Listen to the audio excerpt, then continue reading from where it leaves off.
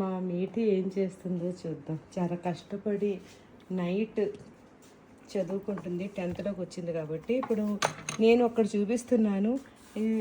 ఏంటి ఇంత చిన్నగా రాస్తారా మీటి? పెద్దగానే ఉంది గైస్, మా మమ్మీకి అది చిన్నగా అనిపిస్తున్నాయి. ఒక్కసారి చూడండి, ఇవి పెద్దగా ఉందా కదా.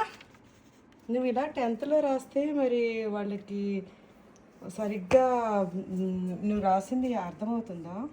బాగా అర్థమవుతుంది.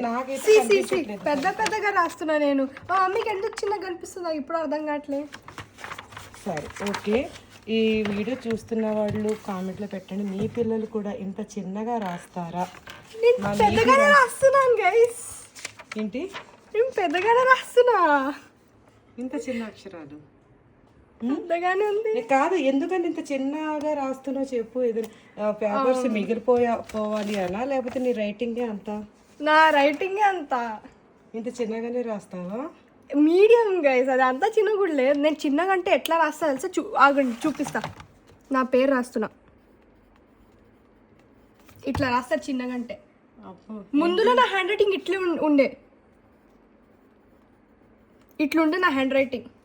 మా టీచర్ నాకు తిట్టింది, అందుకని ఇట్లా రాస్తున్నా. ఇప్పుడు ఎట్లుంది చూడండి, అదే బాగుంది. ఇంకా ఇది చూడండి ఎంత క్యూట్గా ఉందో. కాదు, ఇప్పుడు ఇక్కడ 2వ లైన్ బాగా పెద్దగా రాసావు, మరి ఇదేంటిది? అది మీడియం, ఇది మీడియం రైటింగా? బాగుంటే అదే బాగుంది అని మీరు నాకు కమెంట్స్లో చెప్పాలి గైజ్. ఓకేనా? ఇప్పుడు నీకు ఇలా వీడియో తీస్తానంటే నువ్వు ఎందుకు వద్దన్నావు? హెయిర్కి ఆయిల్ పెట్టేసావన్నారు గైస్.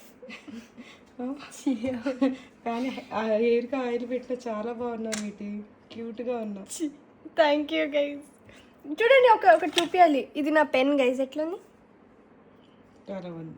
పెన్సిల్. ఈ పెన్సిల్తో కూడా చిన్నగానే రాస్తావా? ఎస్, నాకు చిన్న రాసే అలవాటు. ఓకే, నీలాగా ఎవరెవరు రాస్తారో కామెంట్లో చెప్తారు. ఓకేనా? కామెంట్లో చెప్పండి, మీరు చాలా జనాలు నాలాగే రాస్తారు కదా.